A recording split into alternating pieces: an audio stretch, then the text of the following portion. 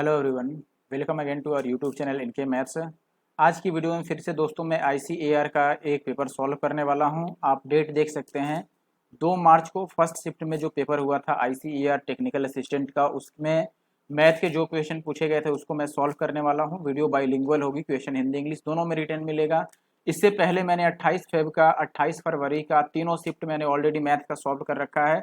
तो कुछ क्वेश्चन मैं इस वीडियो में भी स्किप करूंगा। जो पिछले 3 वीडियो मैंने आईसीआर के सोल्यूशन के लिए बना रखे हैं तो उसके क्वेश्चन जो रिपीट हुए हैं। इवन मैं आपको बता रहा हूं कि आईसीएआर की अभी तक मैंने 3 शिफ्ट सॉल्व किया और ये चौथा शिफ्ट है। कुछ क्वेश्चन ऐसे हैं जो एज इट इज आ गए हैं, डेटा भी सेम है, बस आंसर अलग है क्योंकि क्वेश्चन में कुछ अलग चीज दिया गया है, लेकिन डेटा और जो तरीका है सॉल्व करने का दोनों ही सेम है, बिल्कुल डेटा भी सेम यूज हो गया है। तो जरूर से आप 28 फरवरी का जो फर्स्ट सेकंड और थर्ड शिफ्ट का सोल्यूशन मैंने अपलोड कर रखा है अपने चैनल एनके मैथ्स पे, जा करके आप प्लेलिस्ट में उनको जरूर से देख लीजिए, ठीक है। और फिर उसके बाद इसको देखिएगा ताकि जो क्वेश्चन मैं डायरेक्ट सॉल्व करूं वो आपको समझ में आ पाए कि कहां से हुआ है और कैसे हुआ है, ठीक है। तो 2 मार्च फर्स्ट शिफ्ट का जो पेपर हुआ था आईसीएआर टेक्नीशियन का, उसको मैं सॉल्व करने वाला हूं। मैथ के क्वेश्चन को टोटल 25 क्वेश्चन आए थे, तो इसमें कुछ क्वेश्चन स्किप कर दूंगा मैं, बाकी क्वेश्चन सॉल्व करेंगे, ठीक है। तो चलिए पहले क्वेश्चन से शुरुआत करते हैं। अगर आपके पास पीडीएफ नहीं है तो हमारा टेलीग्राम ग्रुप एनके मैथ जरूर से ज्वाइन कर लीजिए, ठीक है। और अगर आपको पेड कोर्स लेना है तो हमारा पेड कोर्स भी लॉन्च हो चुका है, आज से ही हमने क्लास शुरू किया है उसमें। और एडवांस वाले में मैंने ज्योमेट्री शुरू किया है। देखो जो एडवांस है मैं आपको बता देता हूँ, एक मिनट। अगर मैं एडवांस मैथ की बात करूं तो एडवांस में मैंने जियोमेट्री शुरू किया है। और अरिथमेटिक की बात करें तो अरिथमेटिक में हमने रेशियो शुरू किया है। पहले अरिथमेटिक में हमने कैलकुलेशन किया, उसके बाद रेशियो, ठीक है। तो चलिए शुरू करते हैं। अगर आप इंटरेस्टेड हैं पेड में तो जरूर से ज्वाइन करें, हमें मैसेज कर सकते हैं व्हाट्सएप के थ्रू, ठीक है, या कमेंट भी कर सकते हैं नीचे। अन्यथा कोई बात नहीं, आप आईसीएआर का पूरा पेपर सॉल्यूशन देखिए, ठीक है। और अच्छे से इसकी प्रिपरेशन कीजिए क्योंकि सीजीएल का पेपर है अप्रैल में, आपको पता है सीएचएसएल का पेपर भी आगे आ जाएगा, तो आप जरूर से रेडी रखिए। आगे एफएसएसएआई का पेपर है, ठीक है, शायद मार्च के एंड में ही है। चलिए पहले क्वेश्चन से शुरू करते हैं। वीडियो को पूरी जरूर देखना और लाइक कमेंट करके जाना है आपको, ठीक है, ध्यान रखिएगा। पहला क्वेश्चन क्या है अपने पास, ए और बी एक साथ काम करने पर किसी निश्चित काम को 45 दिन में कर सकते हैं। उन्होंने 10 दिनों तक एक साथ काम किया। शेष काम को उन्होंने बी की सहायता से 28 दिनों में पूरा कर लिया। सी द्वारा 3 दिनों में किया गया काम बी द्वारा 2 दिनों में किए गए काम के बराबर है। तो ए और सी मिलकर ओरिजिनल वर्क का 30% सॉरी 70% भाग कितने दिनों में पूरा कर सकते हैं, ये बताना है आपको, ठीक है। बात क्लियर है ना। देखिए सबसे पहले तो मैं ये कहूंगा कि आप ये बात समझिए कि ए और बी अगर 45 दिन तक काम करते तो काम खत्म कर देते, लेकिन ये 10 दिन तक काम किए हैं, यानी कि आप ये कहें कि ए और बी के हिसाब से और 35 दिन का काम रह गया। ये बात आप समझ पा रहे हो कि नहीं। ए और बी 45 दिन काम करते तो वो तो काम को खत्म ही कर देते। ए और बी, देखो मैं इधर लिख देता हूं, ए बी 45 दिन में काम खत्म कर देते हैं, ठीक है। लेकिन इन्होंने 10 दिन तक काम किया है। अगर 10 दिन काम किए तो ए और बी के लिए 35 दिन का काम रह गया, और यही काम वो सी के साथ मिलकर 28 दिन में निपटा देते हैं। यानी कि हम ये कहेंगे ए बी और सी तीनों अब 28 दिन तक करेंगे तो यही काम हो जाएगा। जो ए बी को 35 दिन के लिए करना था वही अब सी की सहायता से 28 दिन में कर देते हैं। तो यहां से अगर आप ए बी और ए बी सी का रेशियो लिखेंगे तो कितना आ जाएगा, ये अपने पास 28/35 आ जाएगा, यानी कि 4 सत्ते 28 और 5, यानी कि आप बोले कि ए बी की एफिशिएंसी कितनी हो गई 4, और अगर ए बी सी तीनों की एफिशिएंसी की बात करें तो ये 5 आ गई। और ए बी सी में से ए बी को माइनस करोगे तो सी की एफिशिएंसी कितनी आ गई, एक। देखो 5 में से हमने 4 को माइनस कर दिया तो सी की एफिशिएंसी कितनी आ गई अपने पास, 1। और अगर सी की एफिशिएंसी 1 है तो बी की एफिशिएंसी आप निकाल लो, और ए की, देखो हमें ए और सी की जरूरत है ना, तो ए की एफिशिएंसी निकाल लो। ए की एफिशिएंसी कैसे निकालेंगे, तो आप बोलोगे कि ए की एफिशिएंसी निकालने के लिए ए बी में से बी को माइनस करना होगा, यही बात है ना। लेकिन रह गया बात कि अब बी कहां से निकालें, तो बी को निकालने के लिए क्वेश्चन में ये बात दिया गया है कि देखो work done by C in 3 days is equal to work done by B in 2 days, यानी कि बी जो 2 दिन में काम करेगा, 2 दिन में बी कितना यूनिट काम करेगा, 2b काम करेगा, और सी 3 दिन में कितना काम करेगा। देखो सी के लिए तो हमें मालूम है ना, हम यहाँ पर लिख देते हैं बी के 2 दिन का काम यानी कि 2b, ठीक है, बी के 2 दिन का काम यानी कि 2b सी के 3 दिन के काम के बराबर है। अब सी देखो एक दिन में 1 यूनिट काम करता है तो 3 दिन में 3 यूनिट का काम करेगा, तो बी की एफिशिएंसी कितनी आ गई 3/2 यानी कि 1.5। अगर बी की एफिशिएंसी 1.5 है तो इस 4 में से अगर 1.5 को माइनस कर दें तो ए की वैल्यू कितनी आ जाएगी 2.5 है, यही आएगा। अब देखो हमें टोटल वर्क का 70% काम कराना है, तो देखो टोटल वर्क कितना है 45 और इंटू 4, यानी कि 45 चौके 4 चौके 16 और 5 चौके 20, 180 टोटल यूनिट काम है। इसका 70% काम कराना है, किससे कराना है, ए और सी से कराना है। तो ए और सी से डिवाइड कर दो, ए 1 था और सी 2.5 था, यानी कि ये 3.5 हो गया। अब इस पॉइंट से ये जीरो काट देते हैं और ये 35 दुना 70 और इस जीरो से ये जीरो कट जाएगा, तो 18 दुना 36 आएगा, यानी कि 36 डेज सही आंसर। ये क्वेश्चन है when this and this are divided by the greatest number x, the remainder in each case is y, which of the following is true. देखो ऐसा क्वेश्चन ये 4th टाइम्स है जब ये रिपीट हो रहा है, ठीक है, ये 4th टाइम्स रिपीट हुआ है जिसमें ICAR के ही पेपर में 28 फरवरी में ये तीनों शिफ्ट में आया है और डेटा भी सेम है। अच्छा देखो डेटा में ये थोड़ी बहुत चेंज कर रहे हैं, लेकिन इस तरह से चेंज करेंगे ना, जैसे मान लो अब यहाँ पर ऐसा सवाल आप जाकर के जरूर से पिछली वीडियो देख लीजिएगा अगर आपको ये नहीं समझ आया तो, ठीक है। एक्स की बात करें तो एक्स क्या होता है, HCF होता है। HCF किसका दोस्तों, HCF ऑफ, इनका गैप ले लो, इन दोनों का गैप लोगे यानी कि इनका अंतर लोगे, माइनस करोगे तो ये कितना आ जाएगा 852, फिर इसमें से इसको माइनस कर दो, इनका गैप कितना आ जाएगा 1491, और फिर फर्स्ट और थर्ड का गैप ले लो, फर्स्ट और थर्ड का गैप कितना आ जाएगा, ये आएगा 2343। अब देखो अगर आपने मेरी पुरानी तीनों वीडियो देखी है ICAR वाला, तो ये डेटा आपको पूरी तरह से रटा हुआ होगा, क्योंकि ये तीनों ही शिफ्ट में सेम डेटा आया हुआ है। और इनका HCF कितना आया था हमने निकाला था, तो ये आया था 213, ये x की वैल्यू हो गई। y की वैल्यू कितनी आ रही थी, अब देखो इससे आप इसमें से तीनों में से किसी को भी डिवाइड करके रिमाइंडर निकाल लो, शेषफल निकाल लो, किसी को भी भाग कर दो 213 से और शेषफल निकाल लो कि रिमाइंडर कितना होगा। तो रिमाइंडर 71 आएगा जो कि y की वैल्यू है, और ये ऑलरेडी मैंने तीनों शिफ्ट में करा रखा है, आप जाके जरूर से देख लीजिए क्योंकि डेटा ही सेम है। अब चेक कर लो कि इसमें से कौन सा सही होगा, किसमें x और y की वैल्यू रखने से ये बात फिक्स आ रहा है, ठीक है। तो आप देख रहे हो कि देखो ये इसका 3 गुना है, इसका 3 गुना करोगे तो ये 213 बन जाएगा, यानी कि आप ये बोलोगे कि जो 3y है एक्चुअली में ये x के बराबर है, तो 3y x के बराबर है, ये 4th ऑप्शन है, ठीक है। या आप हर एक ऑप्शन में रख के चेक कर सकते हो कि किस ऑप्शन में x और y का मान रखने से वो वेरीफाई हो रहा है, ठीक है। नेक्स्ट क्वेश्चन है रितु की मंथली आय जो है वो 28% उसके एक्सपेंडिचर का है, ठीक है, यानी कि जितना भी खर्च करेगी उसका 28% उसकी सेविंग है, सॉरी सेविंग का मतलब बचत है, ठीक है। If her monthly income increases by 45%, यदि उसका आय 45% बढ़ जाए और जो खर्च है वो 54.1% बढ़ जाए, तो उसके मंथली सेविंग में कितना परसेंट का इंक्रीज होगा। देखो ये डायरेक्ट एलिगेशन यूज कर लें तो बेहतर होगा, जल्दी बन जाएगा, या नंबर लाइन मेथड भी आप यूज कर सकते हैं, फिर भी फास्ट हो जाएगा। लेकिन अगर परसेंटेज से करेंगे तो थोड़ा टाइम लग सकता है। एलिगेशन में हम क्या करते हैं, देखो इधर मैं एक्सपेंडिचर लिख देता हूं, इधर मैं सेविंग लिख देता हूं। ये बात लिख रखा है यहां पर कि जो एक्सपेंडिचर है, ध्यान दीजिएगा यहां पर कि जो बचत है यानी कि सेविंग है वो उसके व्यय का 28% है। देखो बचत यानी कि सेविंग जो है ये एक्सपेंडिचर का 28% है, 28/100, तो ये आ जाएगा देखो 7 चौके 28 और ये 25 चौके 100। इसका मतलब सेविंग और एक्सपेंडिचर का जो रेशियो है ये 7 और 25 का है। तो यहाँ पर अगर आप एलिगेशन अप्लाई करोगे तो देखो पूरा आय में कितने प्रतिशत की वृद्धि हो रही है, 45% की, तो ये 45% हमने ले लिया, ठीक है। खर्च में कितने की वृद्धि हो रही है, 54.1 की, तो ये हो गया 54.1%, ठीक है। परसेंटेज को मैं हटा देता हूं फिलहाल के लिए। अब देखो सेविंग में कितना इंक्रीज होगा ये हमें बताना है, ये नहीं मालूम है। रेशियो एक्सपेंडिचर क्या और सेविंग का कितना है, 25 और 7 का हमने यहाँ पे निकाल के दिखा दिया। अब बस यहाँ से एलिगेशन अप्लाई कर दो। आप अगर इसको माइनस करते हो तो ये कितना बनेगा, देखो 5 और उधर 4 है, 5 और 4 9.1 बढ़ रहा है, तो 1 की वैल्यू 13 7 91 1.3, तो 25 की वैल्यू कितनी होगी, 13 से इसको मल्टीप्लाई कर दो, 13 पचे 65 हासिल 6 और 13 दुना 26 और 6 32, तो ये 32.5 आ गया, 32.5 आ गया अपने पास। अब ये वैल्यू अगर 32.5 है तो ये वैल्यू कितना होगा दोस्तों, ये 45 से 32.5 कम होगा।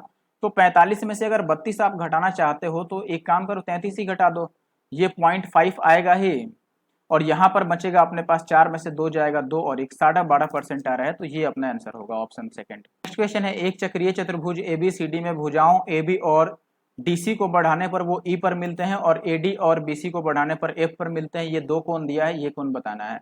देखो पहले तो ABCD में नाम ही रख देता हूं इसमें, ठीक है। देखिए ये मान लो अपने पास A हो गया, B हो गया, C हो गया और D हो गया। अब ये क्या कह रहा है, देखो यहाँ पर ये बोला गया कि ए बी और डी सी को बढ़ाएंगे तो ई पर मिलेगा, ए बी को बढ़ा दो और डी सी को बढ़ा दो, तो ये मान लो हमने ए बी को यहाँ से बढ़ा दिया और डी सी को भी बढ़ा दिया, तो ये आगे आकर कहाँ पर मिलते हैं, ई पर मिल जाते हैं। ऐसे ही ए डी को और बी सी को बढ़ाना है, ए डी को और बी सी को बढ़ाना है, तो ये मिलता नजर तो नहीं आ रहा है, लेकिन हम मिला देते हैं फिलहाल इसमें, ठीक है, क्योंकि ये इस तरीके से बढ़ाना है कि ये आगे चलकर मिल जाए, इसको भी बढ़ाना है। तो ये कहाँ पर आकर मिलेगा दोस्तों, एफ पर मिलेगा, ये बात कह रहा है, ध्यान रखना। अब देखो ये एक स्ट्रेट लाइन होगी, ध्यान रखना, यहाँ पर ए एफ जो है, ए एफ कह लो या फिर बी और एफ कह लो, ये स्ट्रेट लाइन है, यानी कि ये सीधी रेखाएं हैं इसमें, ठीक है। फिगर थोड़ा अच्छा नहीं बन पाया है, लेकिन आप समझ लेना, ठीक है। अब देखो यहाँ पर क्या है दोस्तों कि ए एफ बी 52 डिग्री दे रखा है, ए एफ और बी, यानी कि ये कोण कितना दे दिया, 52 दे दिया, ठीक है। और ये कह रहा है कि एफ बी और ई, एफ बी और ई यानी कि ये वाला कोण कितना है, 102 है। तो आपसे बी ई सी पूछ रहा है, बी ई और सी यानी कि ये मान लो थीटा है, तो ये थीटा पूछ रहा है कि क्या आएगा। आसान है, देखो क्या करते हैं, सबसे पहले आप एक बात समझो कि अगर ये थीटा चाहिए, तो अगर मैं ये वाला कोण निकाल लूं, तो ये बाह्य कोण है, ये कोण निकल जाए तो उसमें से 102 को माइनस कर देंगे तो ये निकल आएगा, थीटा की वैल्यू कितनी होगी, ठीक है। तो अगर सी का मान चाहिए तो हम सी कैसे निकाल सकते हैं, ये बताइए, अगर हमें सी निकालना हो तो। देखिए अब मैं क्या बता रहा हूं आपको, अगर ये कोण 102 है तो ये कितना होगा, चूंकि ये यहाँ पर ये एक सीधी लाइन है, तो एक सीधी लाइन पर एक साइड में 102 है, तो दूसरी साइड निकालने के लिए 180 में से 102 को माइनस कर देंगे, तो ये कितना, अच्छा देखो ये जितना भी बने ये कोण भी 102 के बराबर आ जाएगा। बेसिकली हमारा काम यही 102 निकालना है, क्योंकि यहाँ पर 180 में से 102 माइनस करोगे 78 आएगा, और चक्रीय चतुर्भुज में साइक्लिक क्वाड्रिलेटरल में आमने सामने के कोणों का योग 180 होता है। तो जब 102 निकालना होगा तो वापिस से यहाँ पर जो 78 आ रहा है, ये 180 में से माइनस करोगे तो ये 102 आ जाएगा। अब ये बाह्य कोण है 102, तो ये कोण कितना आ जाएगा, 102 में से 52 को माइनस कर दो तो ये अपने पास 50 आ जाएगा। कैसे, मैंने बोला देखो, अगर ये एक त्रिभुज है, ध्यान से समझना, और यहाँ पे अपने पास 52 है और ये एक्सटर्नल एंगल है, ये 102 है, तो आपको पता है कि अगर ये थीटा होगा तो थीटा और 52 को जोड़ने पर 102 के बराबर आना चाहिए, क्योंकि ये एक्सटर्नल एंगल है। तो अगर एक देखो 102 में से एक कोण अगर 52 है तो दूसरा कितना होगा, 50। अब ये 50 है तो सी के पास कितना कोण बनेगा बताओ, तो आप बोले कि ये 130 बनेगा, क्योंकि ये एक स्ट्रेट लाइन है, यहाँ पर स्ट्रेट लाइन पर एक साइड में 50 है तो दूसरी साइड 130 होगा, तभी तो 180 बनेगा।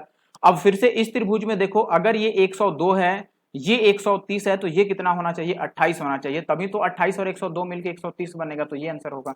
यहाँ पर फिर से एक्सटीरियर एंगल वाला कॉन्सेप्ट आ गया, देखो मैं समझा देता हूँ आपको कि क्या रोल है। ये ऐसा है, ठीक है, कि यहाँ पर कितना था अपने पास, 130 था और ये 102 था और ये थीटा था, तो आपको पता है कि थीटा और 102 जोड़ के 130 आना चाहिए, क्योंकि ये एक्सटीरियर एंगल है। तो हमने 130 में से 102 को माइनस कर दिया तो थीटा की वैल्यू आ गई। देखो ये फिर से एक रिपीटेड क्वेश्चन आ गया, अगर ये रिपीटेड है तो इसको हमने आपके लिए होमवर्क छोड़ दिया। होमवर्क का मतलब आपको कमेंट करना है कि इसका आंसर क्या होगा, आपको कमेंट करके बताना है, ठीक है। ऐसा सवाल आ चुका है ऑलरेडी। ये देखो क्वेश्चन एमटीएस में और सीएचएसएल में भर भर के आए हैं, पूरे सीपीओ में भी बहुत बार आ गया, सीजीएल में भी आ चुका है, ये सीजीएल प्री में बहुत बार आया हुआ है क्वेश्चन, मैंने बहुत बार कराया भी है। अगर आप हमारे चैनल पे बने हैं शुरू से ही तो आपको पता होगा। ये कह रहा है कि when x is subtracted from each of this numbers so obtained the numbers in this order are proportional, what is the mean proportional between this and this. देखो सबसे पहले हमें क्या करना है, क्रॉस प्रोडक्ट यूज करते हैं, तो आपको क्या करना है, 25 और 59 को लेना है। तो आप बोलोगे कि ये 25 हो गया, ये 59 हो गया, इनका गैप लेना है कि 25 और 7 32 होता है, और फिर 59 और 80 का गैप लेना है, तो ये आप बोलोगे कि ये 21 का गैप हो गया। Is that clear. हमने गैप लिया है, बेसिकली फर्स्ट और थर्ड नंबर का लिया और बाकी के शुरू के 2 नंबर का गैप लिख लिया 7 और आखिरी 2 नंबर का गैप लिख दिया, दैट इज 21, ठीक है ना। अब यहाँ पर क्रॉस प्रोडक्ट अप्लाई करेंगे तो आपको लिखना क्या है कि देखो इनका गैप कितना है, 11 में से 7 घटा दो तो 14, तो ये 14x बनेगा बेसिकली, ठीक है। 14x की वैल्यू किसके बराबर होगा, इसका मल्टीप्लाई और इसका मल्टीप्लाई इसके गैप के बराबर होगा, क्रॉस प्रोडक्ट लगा रहे हैं। यानी कि आप बोलोगे कि देखो भैया ये हो गया 25 गुणा में 21 और माइनस का 7 गुणा में 59 के बराबर। बेसिकली मैं ऐसा क्यों लिख रहा हूं, क्योंकि ये 7 से कटता नजर आ रहा है, देखो 2 सत्ते 14 और ये 7 तियां 21 और ये 7 कट गया, तो आप बोलोगे कि 2x की वैल्यू 25 तियां 75 में से 59 जाएगा तो कितना हो जाएगा, 15 में से 9 जाएगा 6, और ये कितना आ गया अपने पास 15 में से 9 गया तो 6 और ये 1 आ गया, तो x की वैल्यू कितनी आ गई 8। अगर x की वैल्यू 8 है तो हमसे किसकी वैल्यू पूछ रहा है 3x + 1 यानी कि 8 या 24 और 1 25 और ये है 5x यानी कि 8 × 5 = 40 में से 4 रह गया 36। इनका मीन प्रोपोर्शन निकालना है। मीन प्रोपोर्शन होता है √√AB। तो a यानी 25 का वर्गमूल 5, b 36 का वर्गमूल 6, तो ये कितना आ जाएगा 30। तो चौथा वाला ऑप्शन सही है। इससे अच्छा इसके लिए और कोई उपाय नहीं है इस क्वेश्चन के लिए। ठीक है, आगे नेक्स्ट क्वेश्चन ये है, एक टैंक से n पाइप जुड़े हैं जिनमें 2 आउटलेट पाइप हैं और शेष इनलेट पाइप हैं। प्रत्येक इनलेट पाइप टैंक को 10 घंटे में भर सकता है। आउटलेट पाइप पूरे भरे हुए टैंक को 15 घंटे में खाली कर सकता है। हर एक आउटलेट पाइप, सभी पाइप एक साथ खोल दिए जाने पर टैंक का 91:2/3% भाग 2.5 घंटे में भर सकता है। तो n का मान कितना है, यानी कि कितने पाइप उसमें जुड़े हुए थे, ये बताना है। देखो ये क्वेश्चन मैं आपको बता दूं कि आरआरबी एनटीपीसी में पूछा जा चुका है, बिल्कुल सेम टाइप। ठीक है, आरआरबी एनटीपीसी का जो प्री का पेपर हुआ था, ठीक है, उसमें ये पूछा गया है। अगर आपने नहीं देखा है तो मैंने अपने खुद के चैनल एनके मैथ्स पे, एनके मैथ्स नंदू कुमार, अपने यूट्यूब चैनल पर एनटीपीसी का मैंने प्रीवियस ईयर सॉल्व किया था। ठीक है, जिसमें चैप्टर वाइज सॉल्यूशन में मैंने पाइप एंड टैंक का सॉल्यूशन किया था, पाइप एंड सिस्टर्न का। ठीक है, और पाइप एंड सिस्टर्न के सॉल्यूशन में मैंने इस क्वेश्चन को करा रखा है। अगर आपने देखा होगा तो आपको जरूर याद होगा, और नहीं देखा है तो जरूर से जाके देख लीजिए। ऐसा नहीं है कि रेलवे का क्वेश्चन एसएससी में नहीं आ सकता या फिर आईसीएआर में नहीं आ सकता। देखो ये क्वेश्चन नया नहीं है, ये एनटीपीसी सीबीटी 1 में आ चुका है। ठीक है, चलिए अब सॉल्व करते हैं, देखते हैं कि कैसे सॉल्व करना है। इस क्वेश्चन में आपको पहले टोटल वर्क लेना है। देखो टोटल वर्क की अगर मैं बात करूं कि टोटल वर्क क्या होगा, 1 मिनट। देखो जो टोटल वर्क हमें मानना है कि टोटल वर्क कितना होगा, वो हम एलसीएम ले लेंगे। किसका एलसीएम, देखो इसमें एक बार 10 घंटे दे रखा है तो 10, एक बार 15 घंटे और एक बार 2.5 घंटे, इनका एलसीएम लेना होगा। तो इनका एलसीएम कितना आ जाएगा 30। तो टोटल वर्क हमने मान लिया 30 यूनिट। अब देखो अगर इनलेट पाइप की मैं बात करूं, इनलेट पाइप एफिशिएंसी में लिख रहा हूं। इनलेट पाइप बताओ, एक पाइप 10 घंटे में पूरा भरता है। टोटल काम कितना है 30 यूनिट काम करना है। और अगर 10 घंटे में 30 यूनिट का काम हो रहा है तो हर एक घंटे में 3 यूनिट का काम हुआ। तो 3 एफिशिएंसी हो गया इनलेट का। आउटलेट की अगर मैं बात करूं तो आउटलेट 15 घंटे में पूरे टैंक को भरता है। देखो पूरे टैंक को 15 घंटे में भरता है और काम क्या है 30 लीटर पानी भरना है। देखो अगर 15 घंटे में 30 लीटर पानी भरा, यानी कि सॉरी खाली किया, तो हर एक घंटे में वो 2 लीटर खाली कर रहा होगा। ये हो गया आउटलेट का। मैंने माइनस क्यों लगा दिया, क्योंकि आउटलेट पानी को खाली करेगा। क्लियर है। अब अगर हम बात करें दोस्तों सबका कंबाइन, एक साथ इनलेट प्लस आउटलेट अगर सबको मिला दें तो टोटल एफिशिएंसी एक साथ कितनी होगी। टोटल एफिशिएंसी की अगर बात करें तो आप बोलें कि जब दोनों काम करते हैं साथ में तो 2.5 घंटे में भरते हैं, लेकिन कितना हिस्सा भरते हैं 91:2/3%। 91:2/3% कितना होगा 91 3 9 27। ठीक है, एक 273 और 200, ये 75 बन रहा है और बटा 300। अगर 25 से काट लें तो 25 एक बार में और 25 एक बार में, और ये 25 चौका 100, तो ये 11/12 आ गया। यानी कि 11/12 हिस्सा ये 2.5 घंटे में भरते हैं। तो टोटल की एफिशिएंसी कितनी होगी, तो आप बोलेंगे कि देखो भाई 30 का 11/12 हिस्सा ये भरते हैं 2.5 घंटे में, तो इसको 2.5 से डिवाइड कर दो। ठीक है, बात समझ रहे हो कि नहीं, 2.5 से हमने डिवाइड कर दिया। अब अगर 2.5 से इसको हम डिवाइड करेंगे तो कितना बनेगा बताओ। ये पॉइंट हम हटा दिए तो ये 0 आ गया यहाँ पर। ठीक है, अब देखो 25 से ये कट जाएगा, ये 0 और ये 0, 100 मानकर 25 चौके 100 काट देते हैं। और अगर 25 चौका 100 काट दिया तो इस 3 और 4 से 12 कट जाएगा। तो टोटल 11 यूनिट का आ गया अपने पास एफिशिएंसी। टोटल एफिशिएंसी 11 यूनिट है। अच्छा एक बात बताओ, क्वेश्चन में ये दिया है कि टोटल n पाइप थे जिसमें से 2 इनलेट आउटलेट पाइप हैं।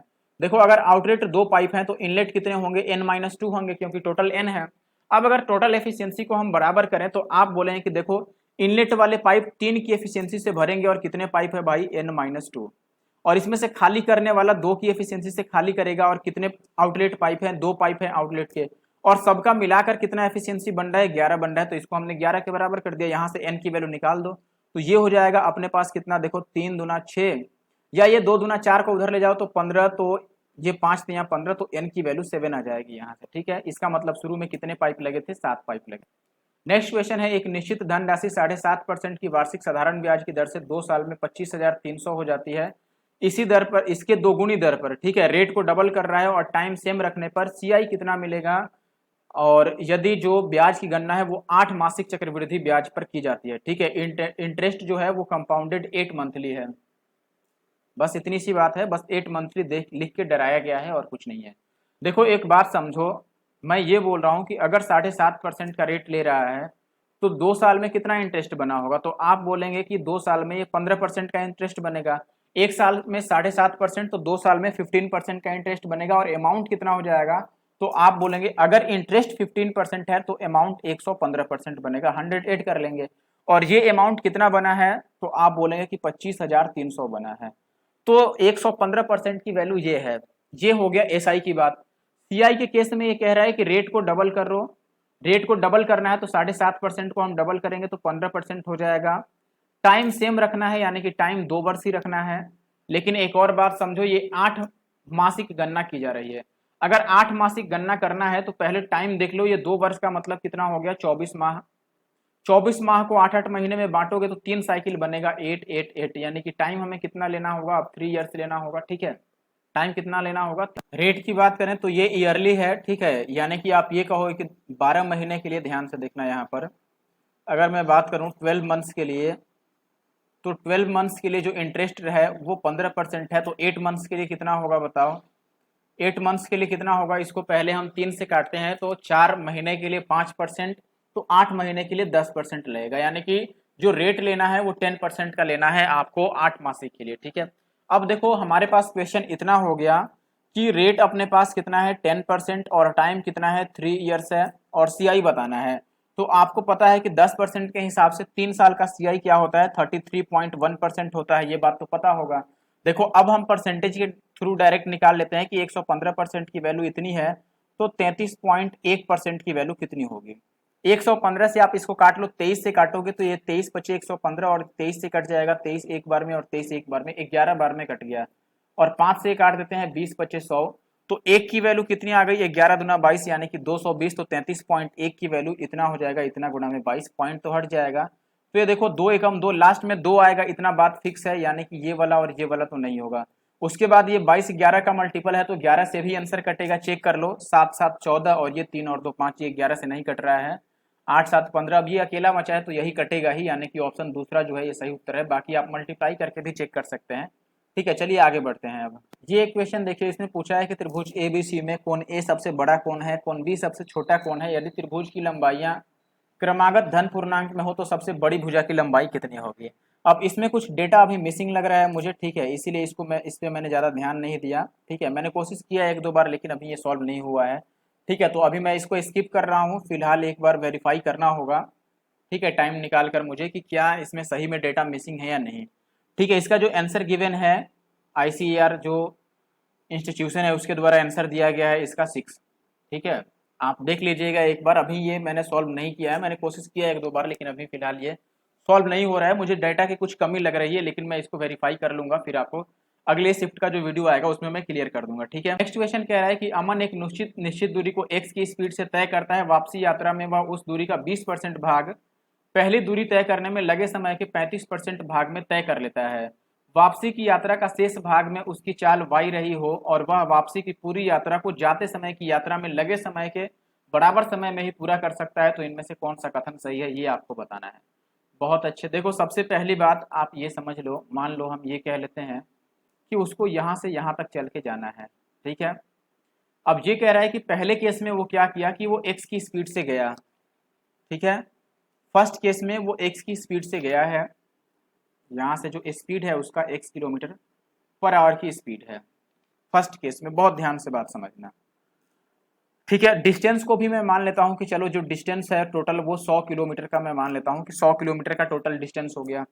अब ये कह रहा है कि ये जाने के समय में टाइम कितना लगा होगा बताओ, जब जा रहा है तो टाइम जाने के समय में कितना लगा होगा, टोटल 100 किलोमीटर का दूरी वो x की स्पीड से गया है, तो ये टाइम हो गया, दूरी बटा चाल, distance upon speed, this is the time. अब अगला सवाल देखो, आगे बढ़ो, इसमें ये कह रहा है in the return journey he covers 20% of the same distance in 35% of time taken to cover the earlier distance, यानी कि जाते समय उसने जितना टाइम लगाया है उसका 35% टाइम लगाता है 20% दूरी को कवर करने में।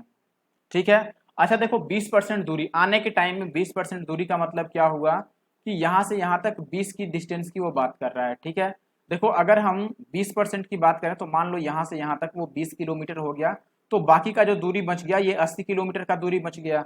और क्वेश्चन में कह रहा है कि ये जो चला है ये 20 किलोमीटर का दूरी वो इस टाइम के 35% में चला है। टाइम जो लगा है वो पुराने टाइम का 35% है, तो 100 का 35% कितना हो जाएगा, 35/x होगा, यानी कि ये बनेगा 20/35 और गुना का x, तो ये 4×5 = 20 यानी कि 4x/7 आएगा, 7×5 ठीक है। यहाँ पर y की स्पीड से चल रहा है तो यहाँ पर जो टाइम लगेगा ये 80/y लगेगा, ये यहाँ का टाइम हो गया, ठीक है। और ये भी अपने पास टाइम ही है, ध्यान रखना। अब कह रहा है इसमें कि दोनों ही कंडीशन में जो टाइम है टोटल वो सेम है, जाने के समय में और आने के समय में, तो सही कथन बताओ। अब बताओ जाने के समय में टाइम कितना लगा था, 100/x, ये टाइम लगा था 100/x। आने के कंडीशन में टाइम कितना लग गया, यहाँ पे टाइम लग गया 4x और बटा 5, यही था ना, ठीक है। और यहाँ पे टाइम कितना लग गया, 80/y। एक मिनट, यहाँ पर ये टाइम ही है ना, स्पीड नहीं है, यहाँ पर थोड़ा सा एरर कर दिया हम लोगों ने, थोड़ा सा गलती हो गया, मिस्टेक, ये वाला पार्ट एरर हो गया। यहाँ पर बेसिकली ये 35/x ये टाइम ही है, ठीक है, ये स्पीड नहीं है कि स्पीड से डिवाइड करके टाइम निकालें। यहाँ पर ये कह रहा है कि पहले जो टाइम लगा था उसका 35% टाइम यहाँ पर लगना है, तो ये टाइम ही है बेसिकली, ठीक है, 35% यानी कि 35/x ये टाइम ही है। तो टाइम यहाँ पर भी हमें चेंज करना होगा कि टोटल टाइम, जाने वाला टाइम तो 100/x है, आने में टाइम 20% दूरी तय करता है वो 35/x से, और बाकी का वो तय करता है कितना में, 80 और बटा y से। बस 35 को अगर इधर ला दें तो 100 में से 35 जाएगा, तो ये 65/x हो जाएगा, और ये 80/y हो जाएगा। तो ये 16×5 = 80 और ये 13×5 = 65, यानी कि आप ये बोलोगे कि 13y = 16x, ये बन रहा है। तो ऑप्शन तीसरा जो है ये सही आंसर है। अगला क्वेश्चन है अपने पास कि 17 संख्याओं का औसत 55 है, प्रथम 6 संख्याओं का औसत 49.5 है, अगली 8 संख्याओं का औसत 60.5 है, 16वीं संख्या 15वीं संख्या से 4 कम है और 17वीं संख्या से 6 कम है, 15वीं और 17वीं का एवरेज बता दो। देखो सबसे पहले मैं बात करूं यहाँ पर दोस्तों कि 17 संख्याओं का जो एवरेज है वो पहले से कितना है, 55 है, फर्स्ट 6 नंबर का एवरेज 49.5 है, तो मैं एवरेज में चेंज, पहले टोटल चेंज निकाल रहा हूँ कि टोटल डेविएशन कितने का आया, ठीक है, टोटल जो चेंज हुआ वो कितने का चेंज आ रहा है। तो आप बोले कि यहाँ पर जो एवरेज है ये 49.5 है, तो ग्रुप के एवरेज से ये कितना कम है, ग्रुप का एवरेज 55 था, इससे कितना कम है, 0.5 ऐड करेंगे तो ये 50 बन जाएगा, और 5 और यानी कि 5.5 कम है, तो ये हमने लिख दिया कि ये -5.5 है, कितनी संख्याओं के लिए, 6 संख्याओं के लिए। For next 8 numbers average is 60.5, अगर 60.5 है तो 55 से कितना ज्यादा है, ग्रुप का एवरेज 55 था और इनका एवरेज 60.5 है, तो ये कितना ज्यादा हो गया, आप बोलेंगे कि दोस्तों 4.5 ज्यादा हो गया एक्स्ट्रा में, ठीक है। तो हम यहाँ पर लिख देते हैं 4.5 नहीं 5.5 बेसिकली एक्स्ट्रा है, तो आप यहाँ पर लिख लो कि ये प्लस का 5.5 है, कितनी संख्याओं के लिए, 8 संख्याओं के लिए। तो ये कितना बनेगा, 8 में से 6 जाएगा तो 2 संख्याओं के लिए 5.5 प्लस का आ गया, तो 5.5 × 5 यानी कि 11 पॉजिटिव प्लस में आ गया। 11 प्लस में आने का क्या मतलब है कि इनके पास ही 11 ज्यादा है, तो जो बाकी संख्याएं हमने नहीं लिया उनका जो टोटल सम आएगा वो इस एवरेज के हिसाब से 11 कम रहा होगा। देखो अब स्टेटमेंट के थ्रू मैं समझाता हूं आपको।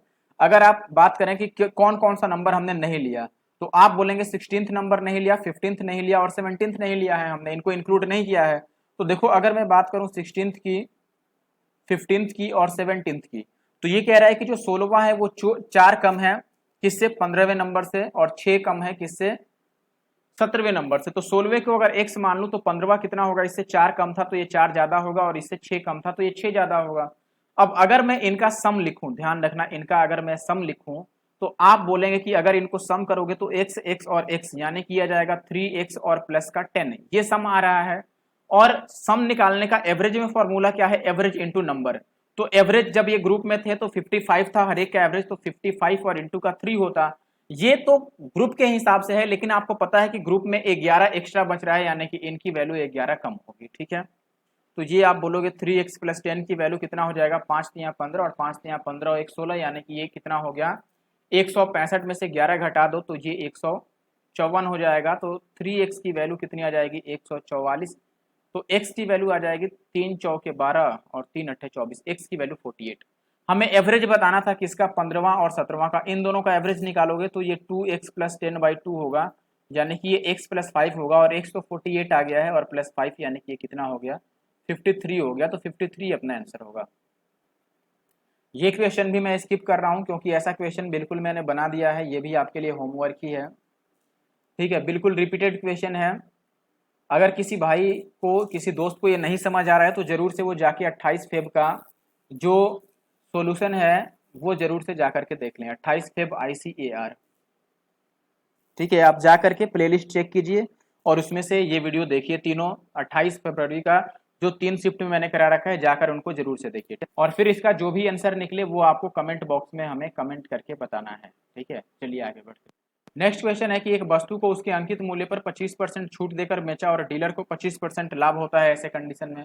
देखो, एमपी और सीपी का रेशियो मैंने कई बार बता रखा है कि एमपी होता है 100 प्लस प्रॉफिट, अगर 25% का लाभ हुआ तो ये 125 हो गया, और ये 100 माइनस 25, डिस्काउंट को माइनस करके सीपी के पास लिखते हैं तो ये 75 आ गया। 25 से काट दे तो 25 5 बार में और 25 तियां, यहाँ पर एक जीरो लगा देते हैं और यहाँ पर एक जीरो लगा देते हैं ताकि आगे का कैलकुलेशन हमारे लिए इजी रहे। 5 और 3 का रेशियो बन रहा था तो मैंने एक एक जीरो एक्स्ट्रा लगा दिया कि परसेंटेज निकालना इजी रहे। अब देखो, क्वेश्चन में ये कह रहा है कि यदि वस्तु का क्रय मूल्य 35% बढ़ जाए और फिर भी वह 20% लाभ प्राप्त करना चाहे तो उसे समान अंकित मूल्य पर कितना डिस्काउंट देना चाहिए। तो अगर मैं बात करूं कि सेलिंग प्राइस बताओ कितना होगा, तो आप बोलेंगे देखो 30 में खरीदा था, ठीक है, और इस सीपी को पहले वो कह रहा है कि सीपी में अगर हम 35% इंक्रीज कर दें, 35% इंक्रीज करोगे तो ये 135/100 हो गया, ये तो सीपी ही है अभी। और एसपी कितना चाहिए, इस पर 20% का उसे प्रॉफिट भी चाहिए, तो 120/100 से मल्टीप्लाई करना पड़ेगा अभी। ठीक है, तो ये हमने लिख दिया, दिस इज 120/100, ये आ गया हमारे पास एसपी। ठीक है, अब कैंसिल आउट कर लो तो आप ये बोलोगे कि देखो भाई, ये 2 जीरो से ये 2 जीरो कट रहा है, और बाकी आप चाहो तो 5 से काट सकते हो, ये 5 दूना 10 और 5 सते 35 और 5 से 20 25 100 कट जाएगा। तो आप एमपी और सीपी का अब रेशियो लिख लो। देखो, एमपी तो अपने पास 50 है और एसपी कितना आ गया है आपके पास 27 या 81/20, तो कितना का डिस्काउंट हो गया बताओ। 5 दूना 10, अगर इसको हम इधर ला लें 20 नीचे होगा या 100 ही होगा। 1 जीरो 2 जीरो तो हमने काट दिया, 20 25 100 और 27 25 135 है। कोई बात नहीं, चलो हमें ये बताना है कि कितना का डिस्काउंट देना पड़ेगा। अच्छा, यहाँ पर अभी ये एक बार और कैंसिल आउट हो रहा है ना, ये वाला जो इलाका है अपने पास 2 से कट रहा है अभी, 2 छक 12। ठीक है, तो फिर तो हमें इसको मिटाने की ज़रूरत है अभी। ठीक है, देखो रेशियो कितना बन गया। अब मैं रेशियो की बात करूं अगर, तो एसपी कितना बना, तो आप बोलेंगे एसपी है 3 गुणा में 27 और गुणा का 6 और बटा 10, यही है ना।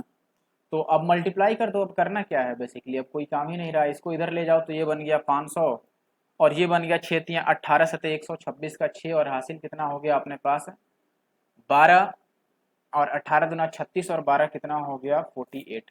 तो कितने का डिस्काउंट मिल गया दोस्त, 14 का डिस्काउंट मिल गया 500 पर, तो 14/5 यानी कि 2.8% का डिस्काउंट है। ठीक है, तो ये आंसर होगा। नेक्स्ट क्वेश्चन देखिए, अपने पास नेक्स्ट क्वेश्चन दिया है 3x + 2y की वैल्यू 15, xy = 6, तो ये वैल्यू बताने हैं। आप देख पा रहे हैं कि ये ए क्यू प्लस बी क्यू के फॉर्मेट में है। ठीक है, अगर ए क्यू प्लस बी क्यू के फॉर्मेट में है भी तो आप देखें कि ये किसी चीज़ का क्यूब नहीं है और ना ही ये किसी चीज़ का क्यूब है। तो हम एक काम करते हैं, इसमें से देखो 3/2 है ना, तो हम 2/3 कॉमन ले लेते हैं, 3/2 ही कॉमन ले लेते हैं सीधे सीधे। ठीक है, एक काम करते हैं, हम इसमें से 3/2 को कॉमन ले लेते हैं।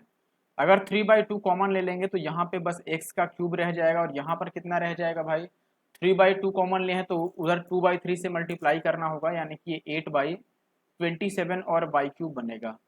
अब बताओ, अगर मैं 3/2 से मल्टीप्लाई कर दूं तो वापस ये अपना नंबर मिल जाएगा। ठीक है, अब देखो अगर ये निकालना है तो आपको पता है कि अब ये ए क्यूब माइनस बी क्यूब के फॉर्मेट में है, ये ए क्यूब है और प्लस ये 2/3y का होल क्यूब है, तो ये ए क्यूब और प्लस बी क्यूब के फॉर्मेट में है। ठीक है, तो इसका फार्मूला क्या बनेगा, ए क्यूब प्लस बी क्यूब का फॉर्मूला क्या होता है दोस्तों, ए प्लस बी का होल क्यूब, यानी कि x + 2/3 इंटू वाई का होल क्यूब माइनस 3ab, तो 3a के जगह पर x और b के जगह पर 2/3y और इंटू a प्लस बी, यानी कि x + 2/3y, यही होगा।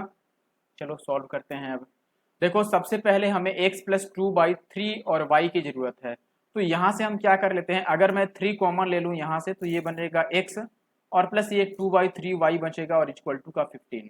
तो अगर मैं इससे काट दूँ तो 5 आ जाएगा, 5 वैल्यू आ गई इसकी, तो इसके जगह पर हम 5 रख देते हैं। देखो यहाँ 5 रखोगे तो 5 का क्यूब 125 और माइनस ये कितना बनेगा, 3 से 3 कट जाएगा, और देखो x और y के जगह पर तो हम 6 रख सकते हैं, तो ये जो अपना x और y है, ये y और ये जो x है, इसके जगह पर 6 रख दूं तो ये 6 दूना 12 और गुणा का इसके जगह पर 5 रख देंगे तो ये 12 पचे 60।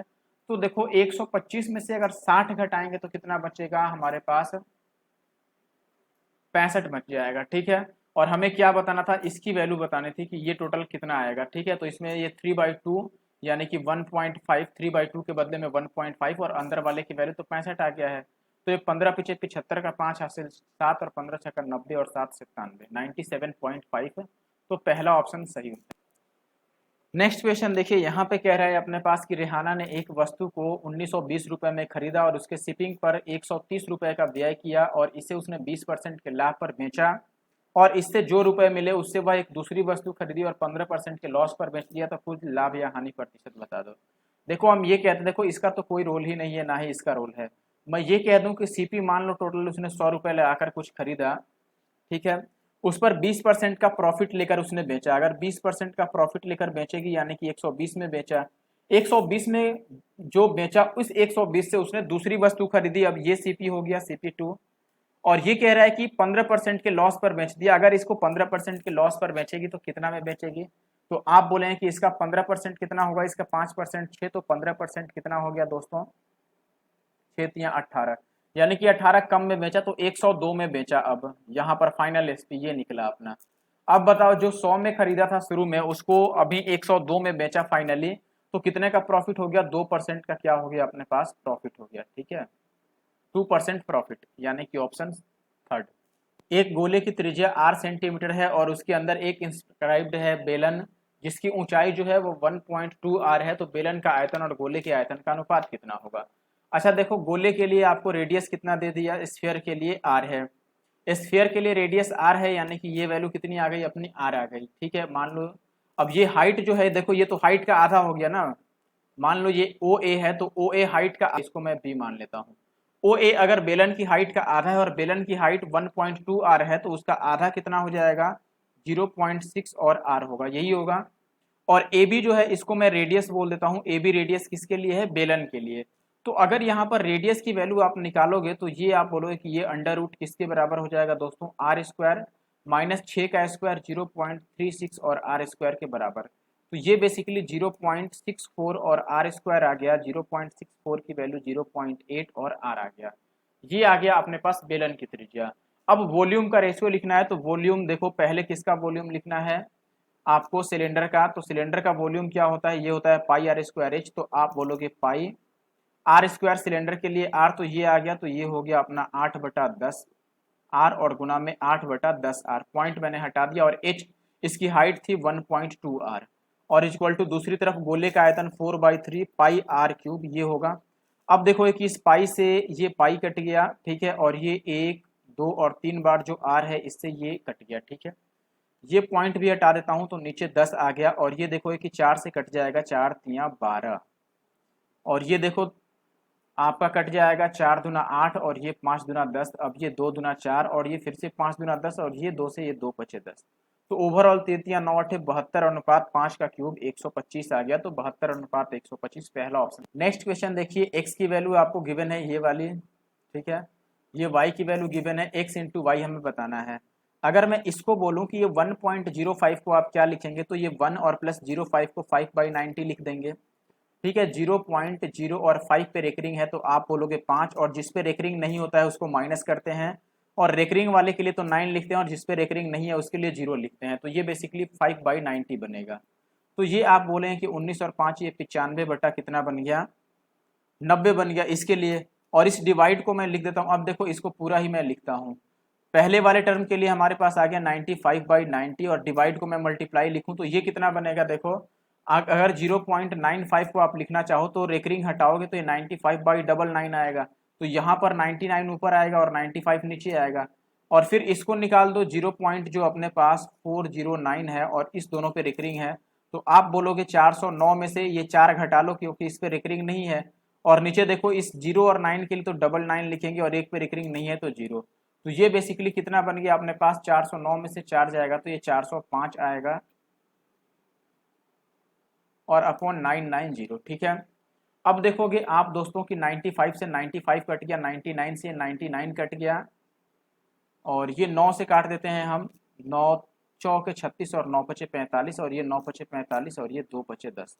तो बेसिकली ये 9/20 आ गया अपने पास। y की वैल्यू ऐसे ही कैलकुलेट कर लेते हैं। y में देखो ये इसको पहले क्या लिखोगे, तो आप बोलोगे 75 में से 7 हटा दो तो ये 68/90 आएगा 90, और डिवाइड को मल्टीप्लाई कर दो तो ये 990 आएगा। देखो 26 के लिए 99 आएगा और एक पर डिजिट नहीं है, मतलब रेकरिंग नहीं है, तो उसके लिए 0 आएगा। और 226 में से 2 को माइनस कर दोगे तो ये 224 आ जाएगा। इंटू 500, इसको क्या लिखेंगे, देखो ये है अपने पास 5.09 और इस पे रेकरिंग है, तो ये हो जाएगा 5 प्लस 09 को आप क्या लिखोगे, 9/90। ठीक है, तो 9 से 10 बार में कट गया 1/10, तो 10 पचे 50 और 1 51/10 आ रहा है, तो ये हो गया अपने पास 51/10। और इसको लिखोगे 10/17, बेसिकली 1/1.7 है, तो 10 को हमने हटा दिया।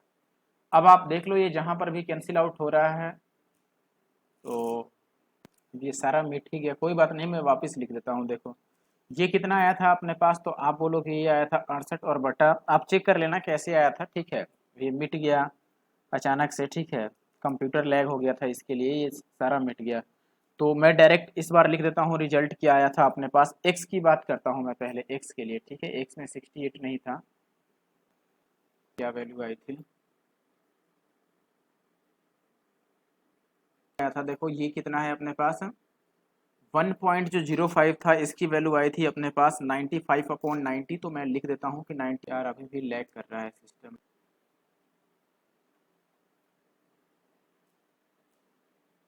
ये हटा दो। कितना था अपने पास भाई, 95/90 था। और इंटू का दूसरी जो वैल्यू आई थी अपने पास, ये आई थी 99/95। और तीसरा जो ये वाला वैल्यू था 409 में से 4 हटा दो तो ये आ जाएगा 405 और बटा 990। इसमें इससे ये कट गया था, 95 से 95 कट गया था। ठीक है, 9 से ये कट गया था, 9 चौके 36, 9 पचे 45 और ये 9 पचे 45 और ये 2 पचे 10, तो ये 9/20 आ गया था बेसिकली। y की वैल्यू अगर हम निकालने चले थे तो y में जीरो, देखो 0.75 है, तो 75 में से 7 हटा दो तो ये 68/90 आया था। डिवाइडेड बाई था तो मल्टीप्लाई हमने लिख दिया, 2262 पर रिकरिंग नहीं है, तो ये 990/22 और 4 आया था। और इंटू ये कितना आएगा अपने पास, देखो 5 और प्लस, एक मिनट, इसको और अलग लिखना चाहिए हमें। ठीक है, ये आएगा अपने पास 5 प्लस 09 है, यानी कि 9/11, 9/99 आएगा, तो ये 9 से 11 9 99, तो ये 11 पचे 55 और एक 56/11 आ रहा है, तो यहाँ पर लिख लो ये 56/11। और गुणा ये 10 बटा कितना आया था, 17। बस इनको कैंसिल आउट करो, अगर कैंसिल आउट करोगे तो देखो ये 11 से कट जाएगा 90 बार में, 11 9 99, और 90 से 90 कट गया। ठीक है, इतना बात तो क्लियर है। बाकी अगर आप 17 से काटोगे इसको तो ये 17 चौके 68 कट जाएगा। ठीक है, और 4 से इसको काटोगे तो 4 पचे 20, 4 छक 24, और ये 56 से 56 कट जाएगा, तो यहाँ पे 10 आ गया।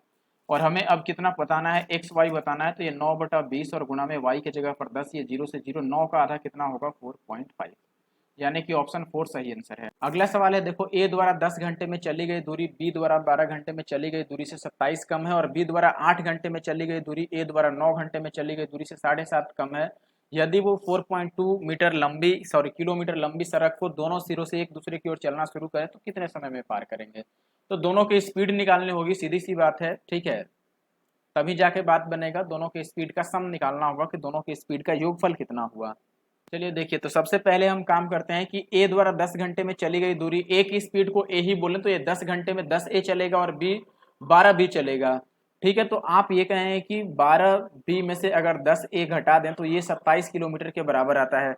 दूसरे कंडीशन में ये कह रहा है कि ए बी द्वारा 8 घंटे में चली गई दूरी यानी कि 8 बी, और ए द्वारा 9 घंटे में चली गई दूरी इससे 7.5 कम है, तो ये 7.5 आ गया। ठीक है, अब देखो हमें क्या करना है, यहाँ से ए और बी की वैल्यू को निकालना है। तो हम एक काम करते हैं, ए की वैल्यू को सेम करते हैं, इसको मल्टीप्लाई कर देते हैं 2 से और इसको मल्टीप्लाई कर देते हैं 3 से, और फिर माइनस कर देते हैं। अगर मल्टीप्लाई कर दें हम तो देखो ये माइनस होगा, ये प्लस होगा और ये माइनस होगा, ये तो सेम हो जाएगा, दोनों 24 24 बनेगा, और ये बनेगा अपने पास 20 और ये 9 तियां 27।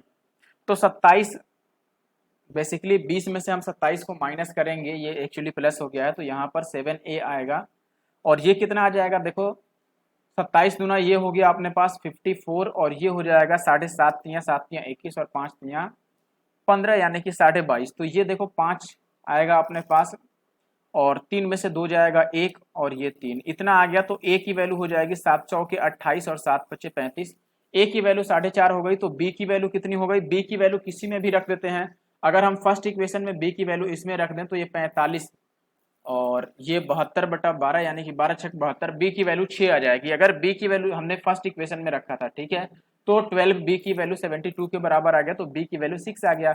अब देखो टाइम बताना है तो टाइम कैसे निकालते हैं? Distance upon speed. डिस्टेंस कितना था? 4.2 चलना था, ये वाली दूरी चलनी है। और नीचे स्पीड में दोनों का स्पीड जोड़ लो क्योंकि दोनों एक दूसरे की ओर चल रहे हैं, ठीक है। समझ रहे हो ना, दोनों एक दूसरे की ओर चल रहे हैं। एक दूसरे को क्रॉस करने में कितना टाइम लगाएंगे? Towards each other. तो स्पीड जोड़ लो तो आप बोलोगे कि 6 और 4 10, 10.5 यही होगा। तो पॉइंट से पॉइंट काट लो और 60 से गुना भी कर लो मिनट में बदलने के लिए।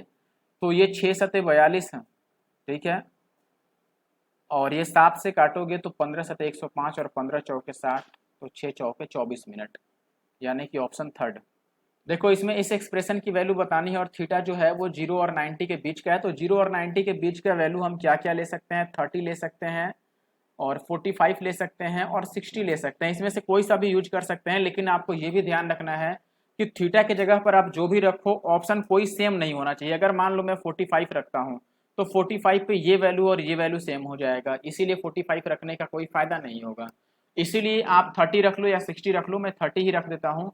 अगर थीटा की वैल्यू को 30 रखोगे तो बताओ ये कितना आएगा? देखो 1 cos 30 का वैल्यू √3/2 और प्लस sin 30 का वैल्यू 1/2, ठीक है। और डिवाइडेड बाई फिर से 1 और cos के लिए तो √3/2 और माइनस ये 1/2 यही होगा। और नीचे कितना बनेगा? सेक 30 cos 30 का उल्टा होगा तो ये कितना आ जाएगा? 2/√3 और माइनस cos 30 तो cos 30 तो √3/2 ही होगा, ठीक है ना। और अंदर cot 30 कितना होता है? √3 और tan 30 1/√3 और 1 प्लस sin 30 1/2 यही बनना है ना। ऊपर वाला कितना बनेगा बताओ जरा, ऊपर वाले को एक बार। इसकी अगर बात करें तो ये बनेगा अपने पास 2 और 1 3, दिस इज 3 प्लस √3 अपॉन 2 और डिवाइडेड बाई ये कितना बनेगा? तो आप बोलोगे कि दोस्तों एक में से आधा हटा ही दो तो आधा ही रह जाएगा, तो ये बनेगा 1 प्लस √3/2। और नीचे अपने पास कितने आ गया? 2 दूना 4 में से 3 जाएगा तो 1/2√3 और गुना ये 3 और 1 4/√3 और प्लस 2 और 1 3/2। अब देखो अगर हम इसको लिखें, इसकी बात करें तो ये 2 से 2 कट जाएगा। इसमें से अगर √3 मैं कॉमन ले लूं तो ये अभी भी कितना बचेगा आपका? ये 1 प्लस √3 बच जाएगा, यानी कि इसके बराबर बच जाएगा। तो ऊपर बेसिकली √3 बचा और नीचे क्या बचा? आप देखो इस √3 और इस √3 से ये 3 कट जाएगा और ये 2 दूना 4 और 2 से ये 2 कट जाएगा, तो नीचे 1 बचा यानी कि √3 आ रहा है। तो इसमें से देख लो 30 डिग्री रखने पर किसका वैल्यू √3 आएगा? कॉट का। कॉट 30 √3 होता है, तो कॉट वाला आंसर होगा। चलिए आखिरी सवाल है, कह रहा है यहाँ पर कि एक व्यक्ति है बिंदु ए से बी तक 40 की स्पीड से गया, बी से सी तक 50 की स्पीड से गया और फिर कह रहा है कि उसके बाद सी से डी तक 60 की स्पीड से गया और ए बी बी सी और सी डी के बीच दूरी का जो अनुपात है वो 1:3 है और डी से ए तक वो x की स्पीड से आ गया। उसकी औसत चाल अगर 480/13 है तो x का मान कितना होगा? बहुत अच्छे, ऐसा सवाल भी पहले आ चुका है। देखो एक बार मैं फिर से बता देता हूँ। ये मान लो मैंने डिस्टेंस लिख दिया, ठीक है। इसमें किस तरह के डिस्टेंस है? पहले वो ए से बी जाएगा, फिर बी से सी जाएगा और फिर सी से वो डी जाएगा। ये ए हो गया, ए से बी गया, बी से सी गया और सी से डी गया और फिर डी से वापस ए तक आता है। अब देखो जाने के कंडीशन में क्या है, आप ध्यान रखना। जाने की स्पीड में पहले यहाँ पर 40 की स्पीड से गया, 40 किलोमीटर पर आवर। फिर बी से सी तक गया तो 50 की स्पीड से गया, 50 किलोमीटर पर आवर। और सी से डी तक गया तो 60 किलोमीटर पर आवर की स्पीड से गया। और आने के कंडीशन में वो एक्स की स्पीड से आ गया है, ठीक है। और डिस्टेंस देखो किस रेशियो में हमें लेना है? डिस्टेंस लेना है दोस्तों यहाँ पर आप बोलेंगे 1:3 के रेशियो में, यानी कि यहाँ पर डिस्टेंस अगर मान लो मैं 40 ही मान लेता हूँ तो यहाँ पर डिस्टेंस 80 मानना पड़ेगा और यहाँ पर 120 मानना पड़ेगा। 1:3 का रेशियो हमने मान लिया, इसको 40 से सबको मल्टीप्लाई कर लिया, पहला 40 तो दूसरा उसका डबल और तीसरा 3 टाइम्स, ये हो जाएगा। अब देखो अगर औसत चाल की बात है तो हम पहले टाइम लिखते हैं कि टाइम कितना लगा होगा बताओ। तो आप बोलोगे पहले केस में जब वो 40 किलोमीटर प्रति घंटा की स्पीड से 40 किलोमीटर की दूरी चलेगा तो 1 घंटे लगेंगे। यहाँ पर लगेगा 50/80, दूरी बटा चाल कर रहा हूं मैं, ठीक है सर, हाँ दूरी बटा चाल ही, दूरी 80 है, और यहाँ पर 120/60 आएगा। तो ये कितना आ गया, ये 0 से 0 कट जाएगा, और आगे 60 दूना 120, तो आप बोले कि 2 और 1 3 हो गया, और प्लस 5/8, यानी कि 8 या 24 और 5 29/8 आएगा ये हमारे पास, ठीक है, सही निकाला ना हमने। 80/50 था ना, यहाँ पर गलत लिख दिया हमने, तभी लग ही रहा था कि कुछ ना कुछ गलत है, ये वैल्यू बीच वाला हमने गलत ले लिया। गलत क्यों बोल रहा हूँ, क्योंकि हमें दूरी बटा चाल लिखना है और डिस्टेंस हमने 80 रखा है, तो ये बेसिकली 80/50 आना चाहिए था। तो ये अपने पास 1 आ जाता है, ये 8 दूना 16 1.6, और ये कितना आ जाता है 2, 2 1 3 और 1 4, तो ये 4.6 बन गया अपने पास टाइम। अब अगर हम बात करें कि ओवरऑल इधर से वापसी में कितना टाइम लगा होगा जब ये इधर से रिटर्न कर रहा है, देखो जब ये इधर से रिटर्न होगा यहाँ से यहाँ तक, तो ऐसे कंडीशन में उसकी स्पीड एक्स रही है, टोटल डिस्टेंस कितना हो गया, देखो रिटर्न में अगर मैं स्पीड लिखूं यहाँ पर स्पीड, तो दूरी बटा चाल आप लिखोगे, सॉरी स्पीड नहीं लिखना है हमें, टाइम लिखना है बेसिकली। अगर मैं टाइम लिखूं यहाँ पर, एक मिनट, तो रिटर्निंग के लिए टाइम लिखोगे तो ये डिस्टेंस अपॉन स्पीड होगा, डिस्टेंस टोटल कितना हो गया 40 और 80 और 20, 240 हो गया, तो 240 की दूरी यह एक्स की स्पीड से गया है रिटर्निंग में, तो ये अपना टाइम हो गया। अब देखो एवरेज स्पीड ओवरऑल ये बोल रहा है कि पूरी यात्रा में यानी कि आने जाने को मिला करके जो एवरेज स्पीड है वो है 480/13। तो अगर एवरेज स्पीड हम लिखें तो एवरेज स्पीड लिखते हैं total distance upon total time, यही लिखते हैं। तो टोटल डिस्टेंस कितना हो गया 240 का डबल, 240 आया भी है और 240 गया भी है, और नीचे टोटल टाइम, तो देखो यहाँ पर टाइम तो 4.6 लगा था, और साथ में और बटा एक्स, और ये टोटल किसके बराबर होगा 480 और बटा 13 के। अब ये भी 480 है, ये भी 480, तो ये कट गया और क्रॉस मल्टीप्लाई कर लो, तो आप बोलोगे दोस्तों कि ये 240/x बेसिकली आ गया, 13 में से 4 गया तो 9, और 0.6 और माइनस कर लेंगे तो ये कितना आ जाएगा 8.4, यानी कि 84/10 मैं लिख देता हूं। अब आप काट लो, अगर काटना चाहो तो देखो ये 7 से 12 बार में कट जाएगा, और ये 12 दूना 24 20 बार में, तो x का मान कितना आ गया अपने पास 200 और बटा 7, तो ये 7 से कटेगा अपने पास, 7 दूना 14, तो 6 जीरो 7 8 56 और 4/7, ये आएगा 28 4/7, यानी कि ऑप्शन डी जो है यहाँ पे ये सही आंसर है। ठीक है, तो इस वीडियो में इतना ही। वीडियो कैसा लगा जरूर से मुझे कमेंट करके बता देना, और कमेंट लाइक करके ही जाना है।